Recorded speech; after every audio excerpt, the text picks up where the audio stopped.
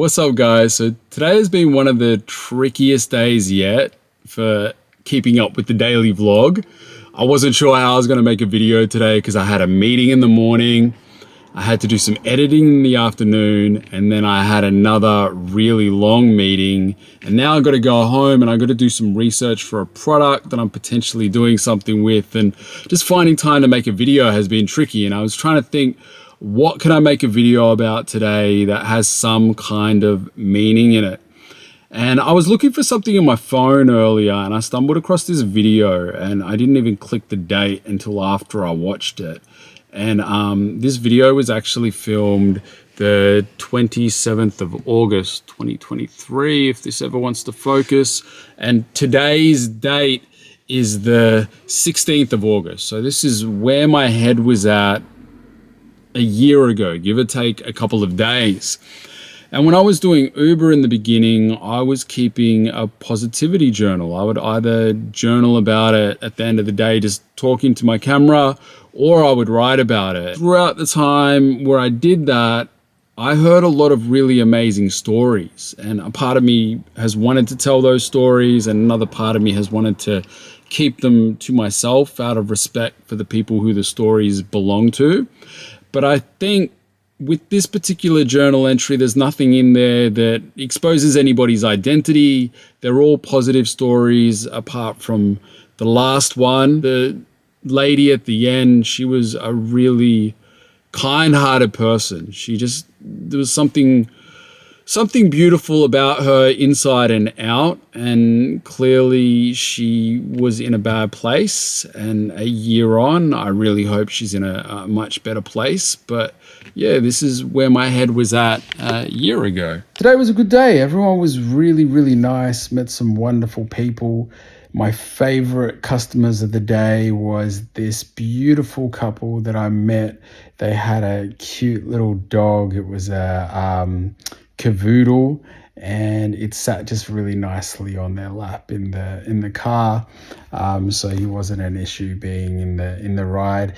And they had just come from one of their grandkids' birthdays. I know one of them was 62 at least. The man said he was 62.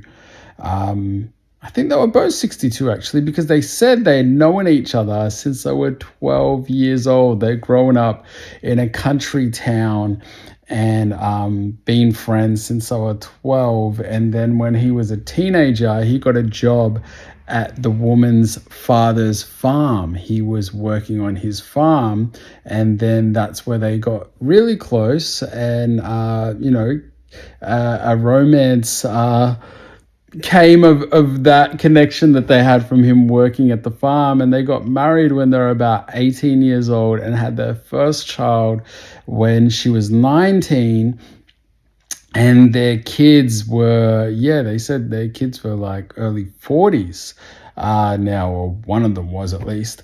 And they now have 9 grandkids, and they were really in love. Like, they just had that vibe of a couple who just had so much magic in the way that they spoke about each other. They, they were telling jokes, but in a respectful way, and really building one another up and speaking highly of one another. And they seemed like a couple who had been together for a few years. They'd somehow managed to keep the magic in their relationship, or at least it came across that way.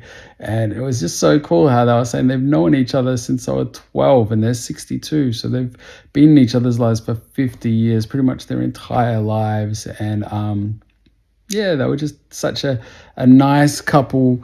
And they made my day. Who else? There was picked a girl up who had just finished a Hinge date.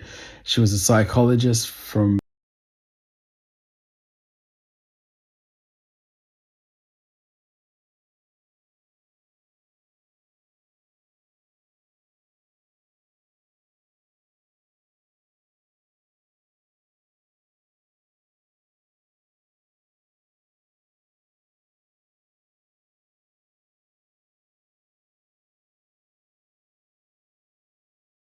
and she had recently moved to Melbourne. She hasn't been in a relationship in 3 years, And she said she's been healing over the years, but she's finally ready to date again. And this was her fourth date of the week. And she said she thought it went pretty well, but she said all the other dates went pretty well too. So she hasn't really figured out who she wants to pursue. So she's still been talking to the other ones.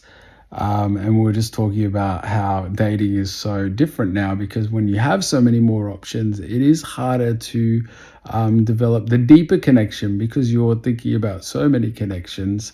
And it was interesting hearing her talk about this as a psychologist as well. And then there was another just nice couple who were talking about how they met at work and they'd never done the online dating thing. Who else did I have today? Had a father and son who were gamer, or the son was a gamer, and he's like a son, like a 35-year-old son. They just had a family lunch, and he was just talking about video games. They were cool. Everyone was. Oh yeah, I had a girl from who was on her way to a party. The way she worded it, and the way she was dressed, and the way that the house I dropped her off at definitely did not have any music, or it did not sound like there was many people there. And I think by a party, pretty sure she was like a high class escort. But she was quite nice, and she was telling me about how years ago she'd been cheated on and she struggles to trust men, and how she's still healing. And something that was a bit sad that she said, that I guess I read into a little bit more, was she didn't really talk much in the beginning. I figured she was one of those people who just doesn't want to talk. And somehow I think, I asked her if, if the music I was playing is fine, or if she had a preference, because it was a long trip. It was like 50 minutes or so. She said she liked it, and then she just kept talking. And she spoke about how she's like, we were talking about psychology and reading different people. And she talked about how she recently got a dog, a puppy, as a way to interact with people and to meet people, and just an excuse to talk to people.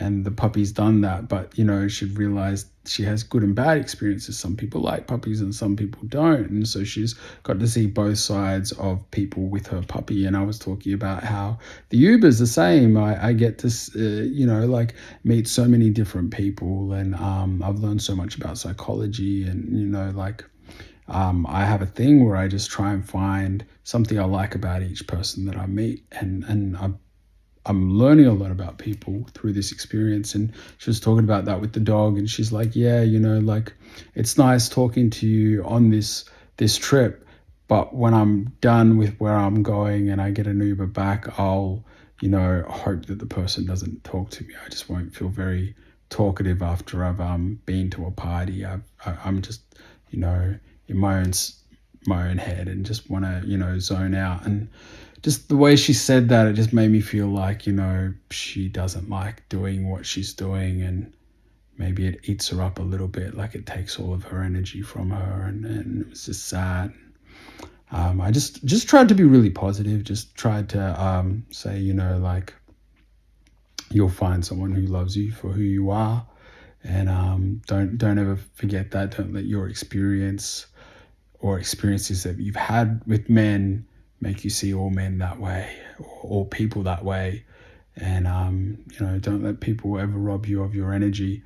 I didn't say it at the moment where she said that, because it would have been too obvious. I said that a little bit later on, because I sensed where she was at. And obviously she's quite lonely, and it's sad that someone who's obviously attractive person, knows how to get what she wants from men, struggles to have genuine connection with people. So I just wished her all the best, and she said it was just such a lovely trip, and she really appreciated the conversation and everything that I said to her. I really hope that things get better for her, because she did seem like she had a real sadness about her But yeah, that was my day. Everyone was really, really nice, and now I'm gonna have my McDonald's because I haven't had dinner. It's 11:30. I'm gonna have my McDonald's and go to bed.